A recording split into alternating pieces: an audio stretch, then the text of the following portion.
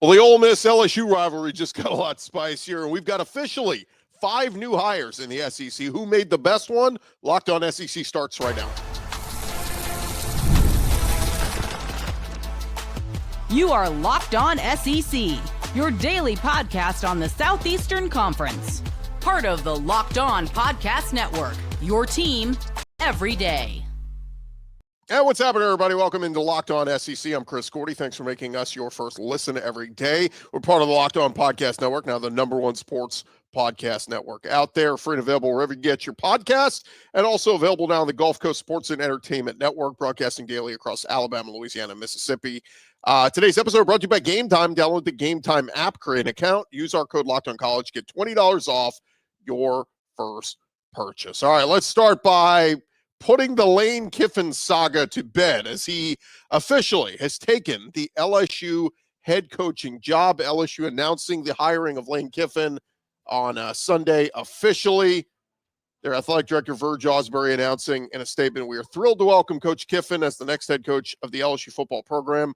We shared when we began this search that LSU would secure the best coach in the country, and Lane Kiffin is just that." Of course, 6 seasons at Ole Miss, led the Rebels to some of their greatest success ever. And after weeks of speculation, it was like, all right, is he going to LSU? Is he going to Florida? What's going to happen here? And Lane Kiffin officially ends up at LSU. Saw pictures and video of him boarding the plane in Oxford and heading to Baton Rouge, landed in Baton Rouge, already met with some of the top recruits there at LSU on Sunday evening. An introductory press conference will be made later today in Baton Rouge. But Kiffin goes to work immediately, and adding to his staff was almost a Jerry Maguire thing. It was like, all right, I'm getting on a plane. Who's coming with me? And folks at Ole Miss are like, oh, we got a playoff game there, coach. I don't know. Well, according to Matt Zenitz, wide receivers coach George McDonald, general manager Billy Glasscock, senior associate AD for football ops Thaddeus Rivers, and head coach strength and conditioning coach Nick Savage will leave Ole Miss to head to Baton Rouge. Now, earlier on Sunday, Football Scoop reported that Charlie Weiss Jr. Would not be staying at Ole Miss and would join Kiffin's staff. He was seen on an airplane leaving Oxford as well. CBS Sports also confirmed that Charlie Weiss Jr. will be leaving Ole Miss, where he's been with Kiffin since 2022. Now, footballscoop.com also reporting that LSU defense coordinator Blake Baker would be at the top of Lane Kiffin's list to retain. Only problem with that is the Tulane job is now open with John Sumrall leaving, and you got to think that they are going to be very interested in Blake Baker being the Tulane head coach. He's a Green Wave alum, and look, if he had interest in becoming a head coach, his alma mater would be a great place to start. So the interesting part is money could be comparable, right? LSU could make Blake Baker one of the highest paid DCs out there, and probably be making the same as the head coach at Tulane. Now, there were some reports that Florida was interested in trying to peel Blake Baker away if Pete Golding followed Lane Kiffin to LSU, which was part of the rumors for the last week or so, that Pete Golding would probably be following him. More on that in just a second. But after leaving his post at Ole Miss at the airport, John Talty and others had video of Ole Miss fans flipping off Lane Kiffin on the way out of town. Kiffin spoke with ESPN's Marty Smith about his decision to leave, acknowledging emotions are running high, said he hopes distance from his departure will create an appreciation for what the program has accomplished during his tenure. He said it was really difficult. It's been a really special place. 6 years here. I know there's a lot of feelings and emotion. I hope when they settle down, there's an appreciation of what we were able to do here. I am so appreciative to the people of Oxford and the relationships that I had developed here. Now, Lane did go on to say Nick Saban and Pete Carroll helped him make the decision to take his shot at LSU. So if you're mad at Lane Kiffin, you can also be mad at Nick Saban and Pete Carroll. They were both advising him, saying, well, you got to go. And the big thing is LSU is going to play in Oxford again this season. Remember when they came out with that schedule a few weeks back for the 2026 season? It includes, now LSU and Ole Miss are permanent rivals, so they're going to play each other every year. But for some reason, LSU will have back-to-back years in Oxford. They went to Oxford this year. They're going to go to Oxford next year. And that's going to be weird with Lane Kiffin on the other sideline in Oxford. And We'll see when that date will be. But if you thought Tennessee fans throwing a golf ball at him and a mustard bottle was weird, I think it's going to be worse when Lane Kiffin goes to Oxford next fall. Now, the other big hiring made, how about Pete Golding being elevated to permanent head coach? At first, there was a report that, okay, Keith Carter's going to make Pete Golding the fill-in temporary coach, going in the playoff, and then we'll figure out who they're going to hire. Well, no, they very quickly removed that interim tag and said 100% permanent coach. According to a report, an unnamed Ole Miss player walked out of the Manning Center after the meeting shouting, "It's the Pete Golding era, baby." On threes, Chris Lowe said players were pumped when Pete Golding was announced. And with the Lane Kiffin era over in Oxford, the Pete Golding era begins. AD Keith Carter said, "With this development, we could not be more excited to announce Pete Golding as our next head coach.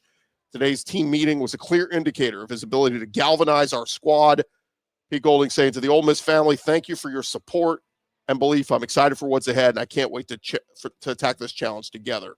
Now, according to reports, Ole Miss is going to retain a couple of key staffers. Number one will be quarterbacks coach Joe Judge. Joined the program as an analyst in 24. He's promoted to QB coach in 25. Also expected to be retained, co-defensive coordinator Byron Brown, D-line coach Randall Joyner, and safeties coach Wes Neighbors. So he keeps some continuity there on the defensive side with Pete Golding. The offensive side is the problem. And, you kind of look at the two dynamics. LSU's offense was atrocious this year. That's going to get better with Kiffin and Charlie Weiss going there. For Ole Miss, the offense has been the bread and butter. Defense has been good at times, but they're going to really have to hit a home run higher on whatever they decide to do there on the offensive side. And so now the question becomes, how do we evaluate both these hires? And we'll get to all the other SEC hires in just a second. But in my opinion, the LSU Lane Kiffin hire is an absolute home run. I mean, in my opinion, Lane Kiffin's a hell of a coach. He just showed, his offense is always incredible. Look at what he's done with quarterbacks in his tenure, both as OC at Alabama, his teams he had at FAU in his short time there, and then in his time at Oxford, bringing them the greatest success they've seen in decades. To me, the one thing else you need to fix was offense. He's going to bring that to the table. If they do retain Blake Baker, that's an even bigger home run on that defensive side. And now he's going to have recruiting. See, here's the thing. Lane has had top 5 portal classes the last 4 years at Ole Miss, because that's how it's needed to be done with NIL and all that kind of stuff. But now he's going to have the recruiting nugget. And that was the crazy part to see. 2 of LSU's top recruits have already affirmed they're committed and they're signing on Wednesday with LSU. So now you give Lane Kiffin elite recruiting classes to go with a huge budget for portal classes. It's hard not to see him have success at LSU. Now, caveat here is 9-game conference schedule. Road isn't easy, right? LSU's got to play that return game from Clemson next year to open up. So schedule's going to be tough, but again, he's going to have a ton more resources at LSU. If any Ole Miss fans upset, look, understand, you got to take a step back and say perspective here. LSU is a bigger program than Ole Miss. Now, is it a hands down better program right now? The success Ole Miss has had the last couple of years, 10-win seasons and knocking on the door of the playoff and then getting, potentially into the playoff this year. They're a little bit closer to, we're closer to postseason success than LSU. But what is the ceiling? And the ceiling was the big question, was if Lane Kiffin stayed at Ole Miss, were they going to win a national championship this year? Probably not. I mean, you punch your ticket, you never know, because they go on an epic run and win multiple playoff games over elite talent. That's the question. I mean, the Vegas odds had them at the 6th or 7th best odds of the teams projected to make the playoff field. And so at LSU, it feels like, again, I hate to keep bringing this up. Nick Saban started it, but then Les Miles won a championship, got to another one. Ed Ogeron got to a championship and won it, had one of the best seasons ever. If those guys could do that at LSU, and I would say this, Les Miles and Ed Ogeron, are they in the same field as Lane Kiffin as a head coach and what Lane has shown? So I think if you're being completely unbiased, I think you have to say it's a great move for Lane Kiffin and a great chance to win a national championship. But I totally get the resentment. I totally get and look, he's quirky as hell, and people will say, he's left this place before, or he's going to leave LSU. I get all that. I'm just saying on the surface right now that the hire looks like an absolute A+. Now, here's the Pete Golding thing. I like the idea of galvanizing everything, keeping everything together, and we're going to go hit this thing head on. But is this a decision for just the next month? And is that going to affect your, ability to make a decision for the next 5 years? That's my biggest question for Keith Carter is Pete Golding the best coach for the next 5 years at Ole Miss, as opposed to just the next month? And again, is he ready to be a head coach? He's 41 years old, spent 5 seasons at Alabama as their DC under Nick Saban. He's been at Ole Miss since 2023 and now faces an incredible test, now trying to lead this team into the playoff with big questions on the offense and how this team is going to perform in the playoff. Look, they're going to have the whole, good bit of the country rooting for him, right? They've pinned in this story nationally. It's become Lane Kiffin, bad guy, Ole Miss underdog story. Let's root for them. So you're going to have a lot of people rooting for Ole Miss and wanting to see them have success and wanting to stick it in the face of Lane Kiffin. We're going to win a championship without you, and more power to them. Like, I don't begrudge them at all. I just wonder, is Pete Golding the right guy at the right time for this job? Should you have maybe taken a little bit of time? Should Keith Carter have known with these rumblings out there with Lane the last couple of weeks, tried to get a little bit further along with an Alex Golesh or John Sumrall and have those discussions? That's all, water under the bridge now. Like, it is what it is. That's gone by. And now it's on Pete Golding to be successful. And I brought this up on our squad show, and I'll bring it up again. Think of Kirby Smart. Kirby was a longtime DC under Saban, waited for his chance. Pete Golding getting thrust into the situation. Who knows? Could he be that guy that has the elite defenses and, develops more and more as a better recruiter? Time will tell. We'll find out. Again, I know people are going to say it's an absurd comparison to make. The other thing, too, is this just run absolute mirror image to what happened with Notre Dame when Brian Kelly left. The reports were when Brian Kelly was going to LSU, he was bringing Marcus Freeman with him as his DC. Immediately, Notre Dame said, no, we got to damage control. Let's just promote Marcus Freeman, make him the head coach. And by the way, we're going to double everybody on the staff salaries, offensive coordinator, all these guys, just give them pay raises. We're going to keep this thing going. And it worked. Look at where Notre Dame is. They got to the national championship last year. So in hindsight, right now we're looking at it and say, okay, is this a panic move for Ole Miss? Is this the smartest move they could have made? This might be just the right move. So there are my thoughts. Again, we wish Pete Golding the best of luck. And look, again, if we're giving a grade, maybe a C+ on the move, right? Until he proves it. And all this is going to be proven out. Don't take any grades from me on whether these were good hires or not. We're going to find out in time. So, all right, thank you guys for making Locked On SEC your first listen every day. Coming up next, we had some more hires around the SEC. We'll discuss those in just a second. Hey, but first, I want to remind you guys, the World Cup is coming back to North America for the first time since '94, and with 48 teams for the first time ever, it is going to be massive. And let's be honest, getting tickets is usually the hardest part, and that's why Game Time, the app, is clutch. Finally giving fans a real advantage when it comes to snagging seats. With Game Time, you can track prices dropping in real time, get alerts when great seats open, and buy tickets the moment they hit the app. It puts the power back in your hands and makes going to the World Cup realistic instead of impossible. I was telling you guys yesterday that you can even get SEC championship game tickets if you want. If you're an Alabama fan, Georgia fan, just live in the Atlanta area, take the guesswork out of buying tickets and every match, concert, or event with Game Time. Download the Game Time app, create an account, use our code LOCKEDONCollege, get $20 off your first purchase. Terms apply. Again, download the app, make an account, use our code LOCKEDONCollege, get $20 off. Swipe, tap, ticket, go. Game Time. All right, so dive back into it. Thanks for making Locked On SEC your first listen of the day. Thanks for making Locked On the #1 sports podcast network out there. And as we get into the next round of hirings here, we got to talk about Auburn hiring Alex Golesh from USF. Also, Florida hiring Jon Sumrall. We will get to Sumrall here in just a second. But first, start with Alex Golesh. Look, he is getting to work right away at Auburn, and we're going to see exactly what he brings to the table. I like the hire. I said this, a couple days ago when it looks like he was trending towards Arkansas.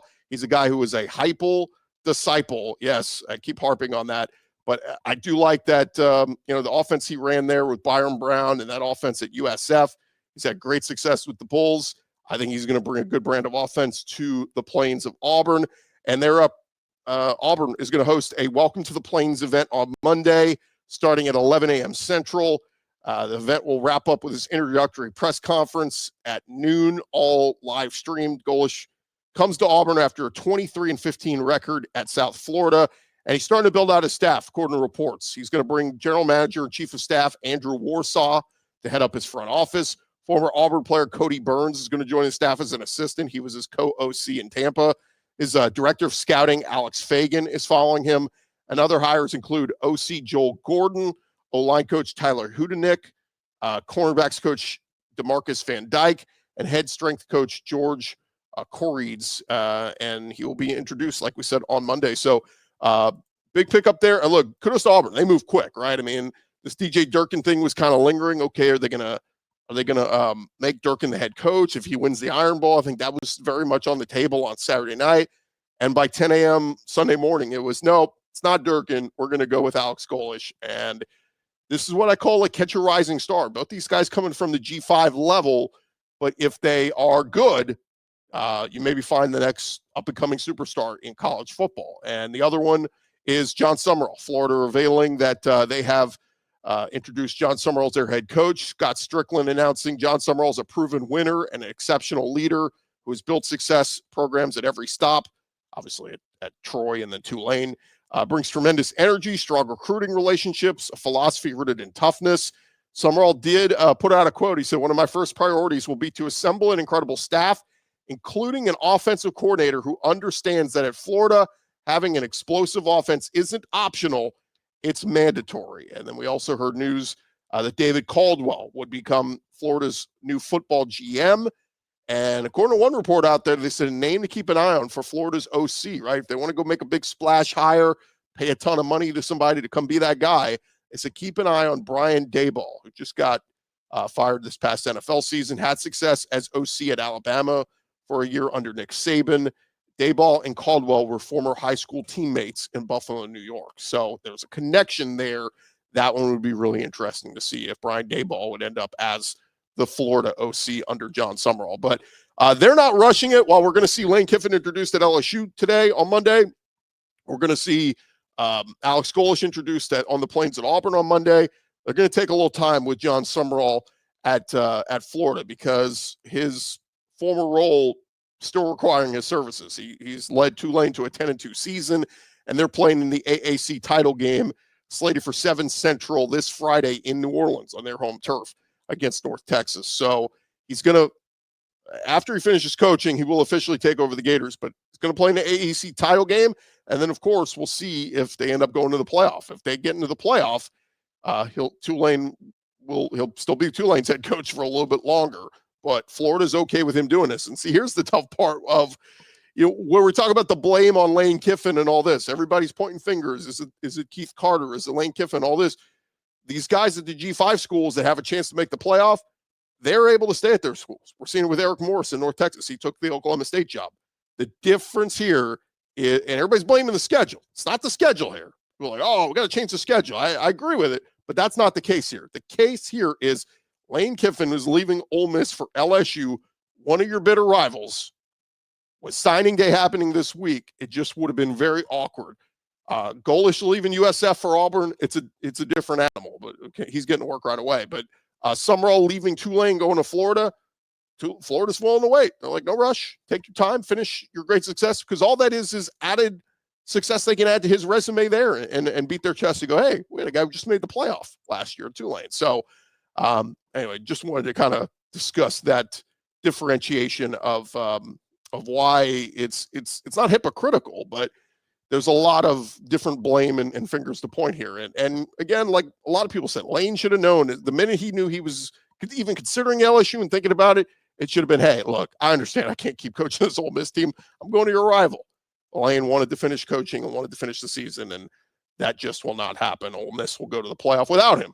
And one other move that was made, and Arkansas officially announcing Ryan Silverfield as their head coach. Comes over from Memphis, where he went 50-25 in 6 seasons there. Arkansas 80-100 euro check, announcing Coach Silverfield's proven ability to win over a sustained period separated him from the pack. The knowledge of our state and region he brings, along with the ability to build and maintain a program, will provide a great foundation for our program moving forward. Silverfield joined Memphis as O-line coach in 2016 under Mike Norvell and was promoted to head coach after Norvell left for Florida State. So, look, I've seen a lot of Arkansas fans not a big fan of the hire. Look, it's I say at least just give him a little bit of a leash to prove what he can do first before you start saying, "Oh, I hate this guy." There were reports that maybe they were going to have a protest there and protest the hire on Arkansas's campus. So, again, I just say maybe give it a chance. And let's see. All right, let's get to the news that came out Sunday night. Mark Stoops officially going to be fired as Kentucky head coach after 12 seasons there. On 3 Sports putting it out there Sunday evening. Kentucky moving on from Mark Stoops after a second straight losing season. Stoops just finished his 13th season at Kentucky as the school's all-time winningest football coach. He will be owed, here's the big part, a $38 million buyout payable within 60 days of his termination if he is fired without cause. Stoops said last week he would not walk away from coaching the team on his own. But when school officials approached him about a separation, Stoops said he would be willing to negotiate an agreement that would allow Kentucky to spread out the payments over a number of years instead of paying it all in that one lump sum. That's according to Chris Lowe on 3. Of course, Stoops guided Kentucky to some of their best success they've had, a stretch that was unmatched in school history. Would they have a 10-win season a handful of years ago? And but the problem is he went back to the bottom. And this is a guy who was getting paid as one of the top 15 highest paid coaches in college football. And like we said, the last couple seasons have not been great. But you think back to the 10-win season in 2018, I think 2021 as well, had some big wins over Florida. Remember, they went forever without beating Florida, beat Louisville. In 22, he signed that contract extension through 2030, which, figured, it's a long-term commitment to the school. He may just retire after this ends, but things started to go sideways. Stoops in his career finishes with a 72-80 record. And like we said, it is one of the toughest jobs in the SEC, but showed that, they could be a very respectable program with the 2 10-win seasons there. And, but unfortunately, his final game, a 41-0 loss on the road to Louisville, who was missing a bunch of pieces. And, you were 5-6 coming into that. If you win that game over your rival, you get to a bowl game. And I think that would have been enough to save his job. But the search for Mark Stoops' successor will take effect immediately. I know a lot of Kentucky fans are probably saying, man, we're just a little too late on this. If we had pulled the trigger a little bit sooner, Jon Sumrall, the former Kentucky guy, maybe could have been here, but he's got a deal in place in Florida. He's going to be the Florida head coach. So we'll see where they go. I've heard with the name Hartline, Brian Hartline's name has kind of been out there. We'll see what direction they go. It's just going to be, that's a tough job. And you just wonder, are they going to have to go the route of, like in Arkansas did with Ryan Silverfield, try to catch a rising star of one of these guys at one of those group of 5 schools that you could pay a good bit of money, and let's see what you can do. It's just a very, very tough job there at Kentucky. Still more to come here on Locked On SEC, part of the Locked On Podcast Network, covering your team every day. Always love this time of year because I get to tell you about our friends at Omaha Steaks, and they almost make it too simple. Whether you are treating yourself this holiday season or sending something memorable to your family and friends, Omaha Steaks delivers handcrafted perfection right to their door. And this week is the best time to jump in because their cyber sale is here, and they got huge deals. Save big on unforgettable gifts with Omaha Steaks. All you got to do is visit omahasteaks.com, get 50% off site-wide, and an extra 20% off select favorites during their cyber sale. And for an additional $35 off, all you got to do is use our promo code COLLEGE at checkout. That is at omahasteaks.com. Promo code COLLEGE. Terms apply. See site for details. Great steaks up there at omahasteaks.com. Go take advantage. All right, as we continue on here, Locked On SEC, we be remiss if we did not mention that there is an SEC championship game that will be happening here coming up this weekend. We got Alabama versus Georgia. Of course, this is a game we saw earlier this year. It's a rematch as Georgia lost to Alabama 24-21 back in September. The loss was Georgia's only loss of the season. Alabama, they lost to Oklahoma at home, and of course lost to Florida State in the non-conference week 1. Georgia, they have played in the last 5 SEC championship games, tying a record previously held by Florida. Georgia's the defending SEC champ as they beat Texas in the 2024 SEC championship game. Georgia lost to Alabama in the 2023 SEC championship game and is 0-4 all time against Alabama in the SEC title game there in Atlanta. Georgia is 5-7 all time in the SEC championship game. So quick injury updates we got from both coaches yesterday. Drew Bobo, the center, unable to finish Georgia's last game in the Mercedes-Benz Stadium as their starting center picked up a lower leg injury against Georgia Tech. No more updates, Kirby Smart said on the teleconference. He said still looking into things with him. Bobo started 11 games for Georgia at center this season, has been viewed as a leader of that O-line. So certainly something to track there. Then Kalen DeBoer says they do not expect tight end Josh Cuevas to play this week. He missed Saturday's win over Auburn. He appeared on the sideline in street clothes and was using a mobility scooter. DeBoer saying, I would expect Josh to probably not be with us this weekend. So there you have it on that. Two other things on the way out of here. Georgia, we're starting to see the portal already starting to get fired up with the season over. Georgia cornerback Daniel Harris told On3 on Sunday he plans to enter the transfer portal, was a part of that Georgia secondary. Had 30 tackles and 3 pass deflections during his 3-year run at Georgia. He's a former 4-star recruit, so we'll see where he ends up. And then a Mississippi State wide receiver entering the portal, Jordan Mosley. He is an Alabama native, originally transferred to Starkville after spending the 2021 season at Northwestern. Played sparingly in 22 and 23, broke out in 2024 with 23 catches for 405 yards. But this season, when they had Brennan Thompson and Anthony Evans come in, he kind of took a back seat as a receiver. He was a former 4-star as well. So there you have it. Of course, we're going to keep you locked in with all the transfer portal stuff happening over the next couple of weeks. It's going to start getting fired up because you're going to see a lot of kids wanting to transfer elsewhere. All right. Thank you guys for making Locked On SEC your first listen every day. Come on back tomorrow, guys. We'll talk to you then.